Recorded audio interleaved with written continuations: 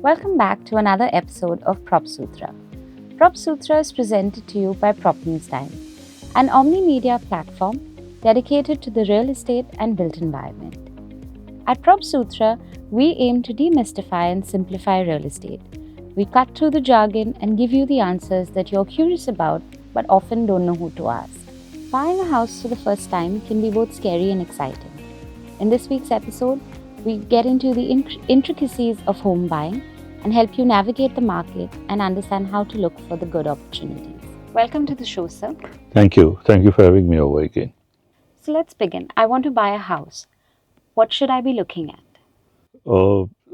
See, the question of buying a house is a pretty large decision for an individual or a family. So it generally comes about when one starts feeling the need to have a sort of a permanent abode or a shelter. Because I would assume before that, they would either be living with their parents or relatives or they would be on rent. Right. So suddenly the idea gets mooted, why not have a more permanent establishment in this city or in this locality because we want to sink our roots out there.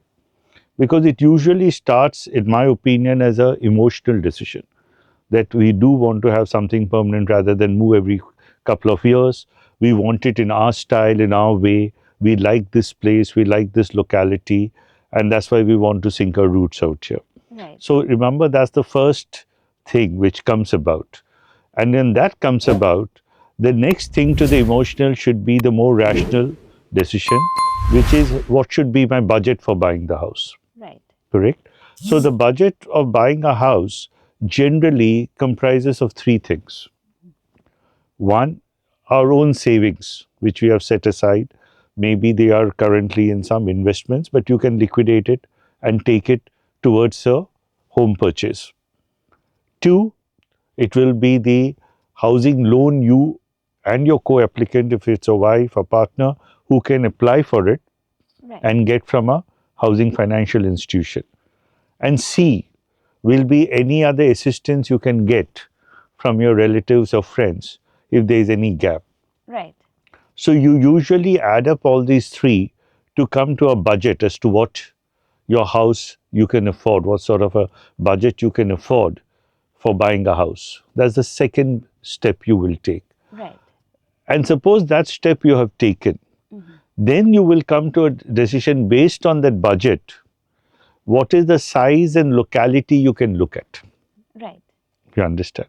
For example, if that ABC of the second step adds to 1 crore, Yes. then you will know in that particular city whether you can buy a 1 BHK in the central district or buy a 2 BHK in a suburb or buy even a 3 BHK in a peripheral suburb. Right. So you will know what sort of a thing, and that's when the second round of discussion starts. Right. Once you think of buying a house emotionally, you will have the second round of discussion after the financial budgeting to figure out what size do we need and where exactly should it be. Should it be close to my place of work? Should it be close to schools?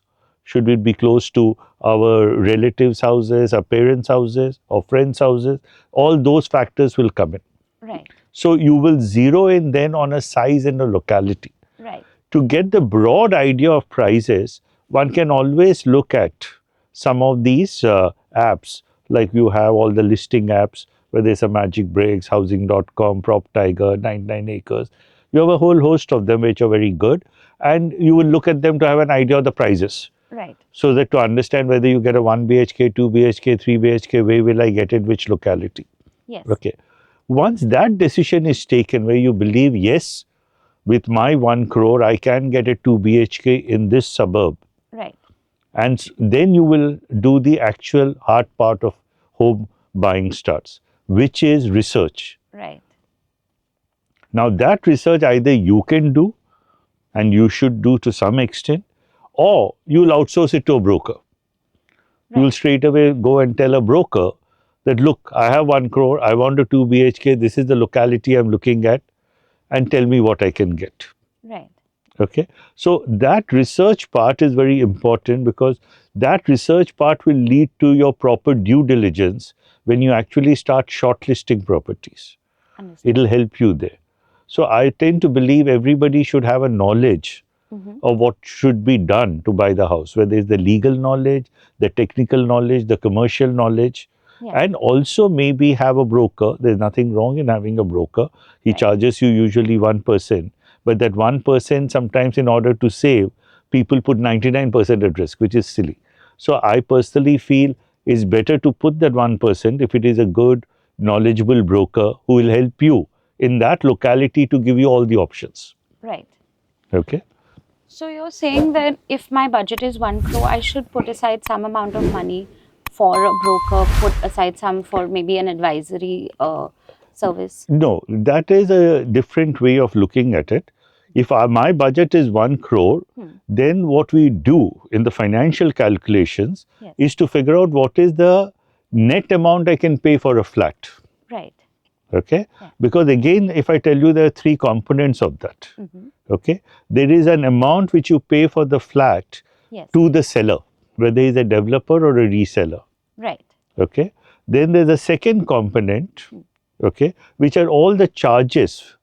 Like you'll have a stamp duty, you'll have a registration, you might have a brokerage, you might have legal fees, you might have loan processing fees. Right. You might have to take home insurance. So there will be a lot of charges. So all those will be in the second bucket. Right. And there's a third bucket, because based on the condition of the flat you're getting, Right. you will want to do a certain amount of renovation, Yes. repairs, do it over, so that it is habitable for you, or it comes up to your expectation. So these are three components. Right. So let's assume for a moment that this second component is roughly, say, 10%. Right. So if I come up to 1 crore or 60 lakhs or 70 lakhs, if I say, I take that I can pay to a seller, Right. then technically I have to keep aside 7 lakhs for the second one. Right. If I believe I can do my renovation in 20 lakhs, that will work. If I believe my repairs can only be 10 lakhs, as I have quite a bit of the furniture, then you might be able to go up to 80 lakhs to a seller and only have 8 lakhs for the other charges and 12 lakhs for your repairs. So you add up everything to fit into that 1 crore budget. All right. That's how it runs. Okay. So that's how I should look at. That's how people should look at it here. All right. Okay. So I'd like to ask you, a lot of people sometimes get confused when they start out. Should I be looking at new properties? Should I be looking at the resale market? Can you tell us your thoughts about that? See, these are two different streams. So once you come to the situation where you have located a broker or you're wanting to do your own research in that particular micro market and with your size and requirement, then you will have both the options thrown open. Right. Somebody will come to you with a ready project completed.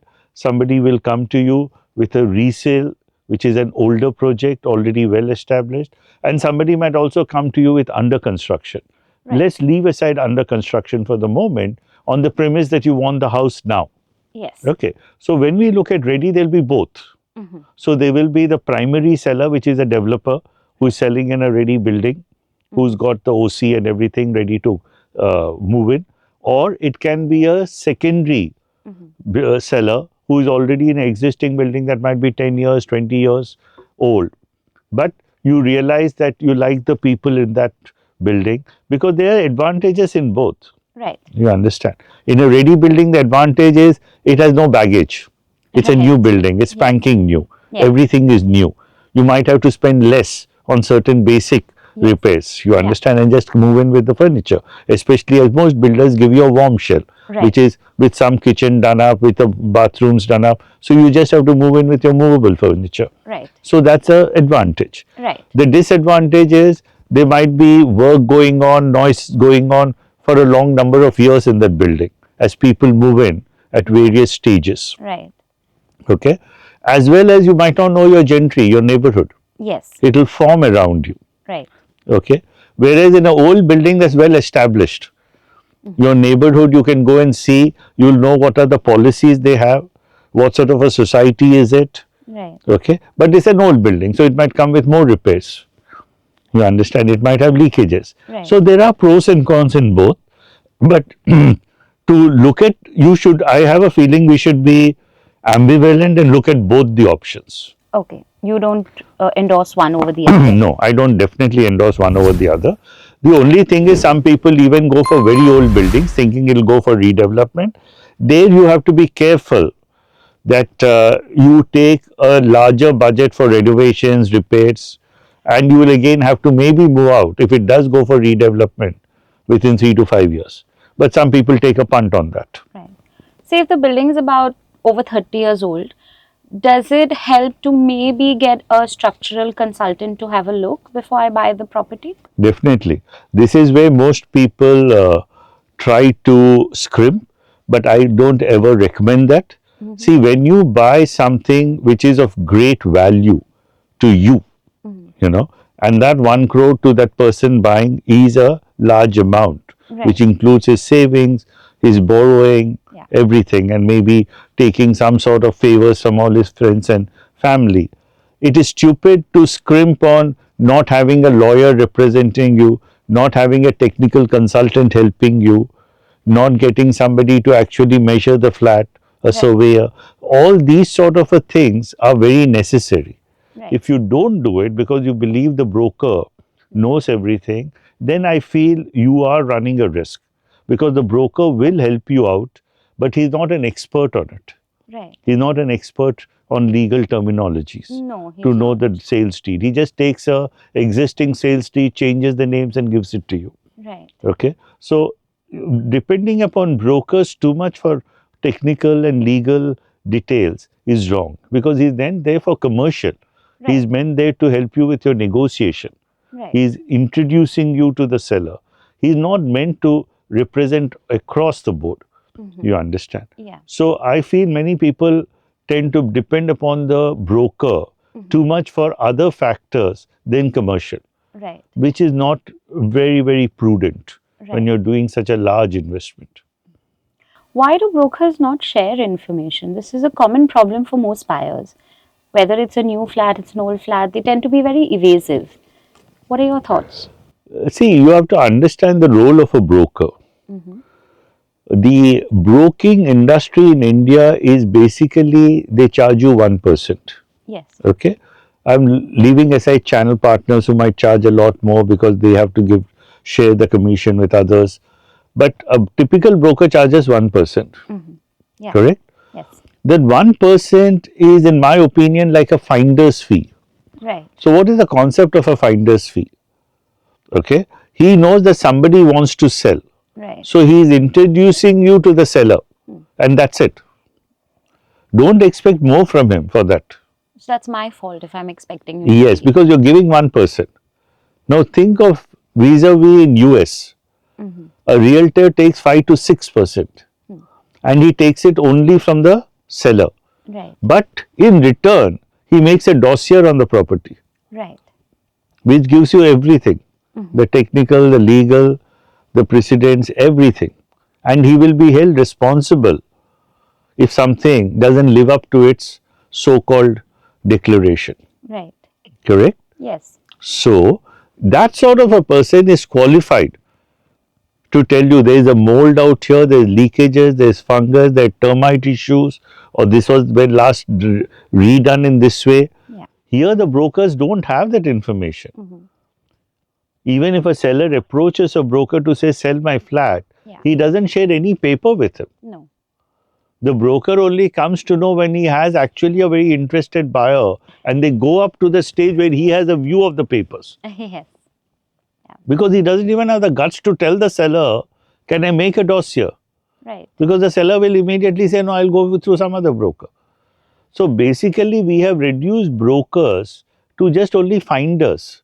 Right. And that is why today you have even a watchman a broker, an auto rickshaw driver is a broker, a local neighborhood shop guy is a broker, because they all know that these flats are empty. Right. This goes on rent, and Yeah. that's all he can do. And he'll have a name and a number, and he'll tell you to call him up, or he'll arrange a meeting. Right. Besides that, he'll not be able to do much for you. But that puts a buyer in a sort of catch-22 situation, right? Because if I want to understand a property, and this is in the resale market, the secondary market, so as to say, the broker's not going to have the document, so he can't give me the information. I have to go on his word of mouth or the seller. I'm not going to meet the seller until I tell the broker I'm very interested. How do I know? I mean, I can't be serious about a flat until I know whether the flat has a clear title, whether there is no encumbrances attached. So, how do I tackle that? You have to be as vicious as the seller. It's a dog eat dog world. Right. It's a caviar type dog, correct? Yes. So you tell the broker, yes, done. Suppose the broker tells you, sir, he's expecting 82 lakhs. You don't negotiate first. You tell him, done. Now show me all the papers. Okay. Now let me inspect it. You'll see everything and then look at everything and say that, I don't think I'll give you 82. I'll give you 72. Take it or leave it. But he feels you're very interested, so now he's keen to close the Yeah. deal. Because otherwise what he does is, you negotiate with him. No, 82 is not good, so 75 tak main ja sakta hu. Right. Correct? Yes. So he agrees on 75. Now when you find some trash, you can't move from that 75. You're already stuck to it. Yeah, I've committed to that. You're committed to it. The way I look at it, 82, you're saying it, fine, show me the papers. And then I'll look at the papers and I'll tell you, but this is not good enough. No? I think I'll have to do far more repairs than what I envisaged. So I can only offer you 72 or 75. Take it or leave it. You need to be tough. Right. Coming to due diligence, what are the documents I should definitely ask to look at? See, due diligence, as we discussed, is in those 3 stages. So the first document which is most important is his title. Right. Okay, and that is a slightly trickier process than what most people think, that the share certificate has a name or he has some old deed. You need to see how he has got their ownership. Sometimes there is a defect in that chain of title, what we call. Right. That's when you need a lawyer. See, Right. lawyers don't take too much money, but you definitely need a lawyer to go through those papers. Okay. You understand? And if you have some knowledge, you will go through it first and immediately know also Right. if there's a problem. Yeah. If there's a missing document, for example. So that is the first, to see whether he is entitled to sell the flat. Okay. And that can be also cross-checked in an old flat with the society office.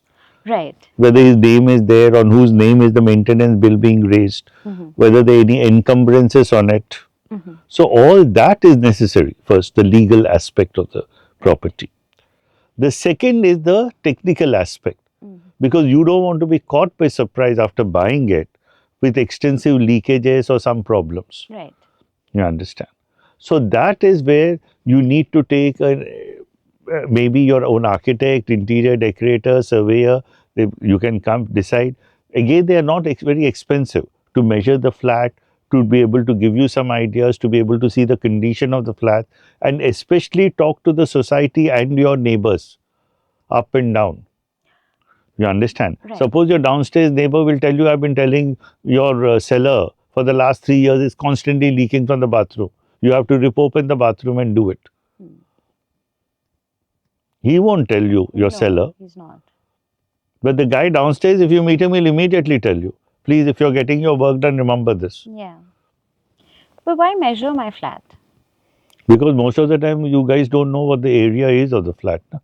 Because unfortunately, today there is a standardization under RERA called RERA carpet area. Right. But in all the old flats, No, there was no standardization. There are built up areas, saleable areas, super built up areas, there are all sorts of areas. Right. So you want to know what you're getting. No? Yes. And especially when you want to compare between different properties, you definitely need to know what the area is, because you should divide that value you're giving by that area. Okay. That's only you can compare, not by whatever is the declared area. So my rate per square foot. Your rate per square should be as per carpet area. Sometimes we see ads in the paper about fire sales, distress sales. What do you, how do I do my due diligence there? No, even in any fire sale, which is basically what you're talking about, are auction flats by banks, or sometimes it can be a fire sale by an individual itself. It doesn't mean your due diligence gets cut, because he's not saying do it in 24 hours. No, I'm saying, should I do more due diligence? Does it mean something's wrong? Of course, because it is, because there are no free lunches. Yes. So as soon as you see there's any deviation from market price, please note that there are flaws in it. Right. So you want to know what are those flaws. Right. You don't want to be silly to get in and find out those flaws. Right. You understand? So sometimes even in an auction flat of a bank, you should be careful to see whether they have symbolic possession or actual possession. Can you Because if they have elaborate? symbolic possession, that means they are saying there might be a tenant still there. They have taken possession, but Okay. it's not that physically they're occupying the place. Okay. So you should go and inspect the premises. Okay. You should see if there is any counterclaim to it. Mm-hmm. So if you don't do due diligence, Right. I think it will be very, very stupid and imprudent. You Okay. understand? So my always is whenever you guys take a decision to buy a home, Mm. after going through the emotional roller coaster, financial roller coaster, locating where you want to buy it, what size you want to buy it, then starts the real research and having your experts with you. Right. Immediately start thinking. Mm-hmm. Suppose you know somebody who will do your interior. Right. Get that person on board before only. Don't wait for it to for you to finish it. So that person can help you also, no? From their angle to tell you what suits better Right.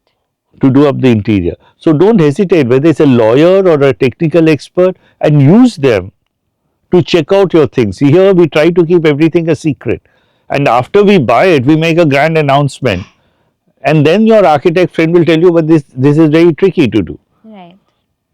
But essentially, then I might be risking spending some money which might go off into a sunk cost if I don't pick up the property. If I've done the, I've hired a lawyer and I've hired an architect and These are sunk costs. That's why I said you should leave 10%. okay. There are debt costs which can happen. But it's better to be safe than to be sorry, no? Right. So it's worth taking that risk with the Of cost. course, Okay. because you won't know all the aspects. We are not an expert. See, it will start with emotional, financial, Mm-hmm. okay? Then it shouldn't become emotional again, the decision. Right. The decision from then on becomes a rational. Mm-hmm. Is it value for money? Is it a good investment? Because there, if you become emotional, you will tend to lose your balance. So you start emotionally whether I want a house, I want a shelter, I want to start a family, I need now a permanent. All that is emotional. Right. Then comes the financial. Do I have the money to buy it? Right. Then comes the rational. Locality, size, value for money, ready flat, under construction, secondary flat, an old flat. When you go into rational, you need people around you who are experts. So group of advisors rather than focusing or taking. Always, naturally, because there's a big decision. Thank you so much, sir. You're welcome. That's a wrap for this week's episode of PropSutra. Thank you so much for tuning in. Do share your thoughts and feedback in the comment section below. Let us know if there's something that you'd like to hear. We'd be happy to take it up in the next topic. Please like, share, and subscribe, and hit the bell icon for regular notifications. Until next time, thank you.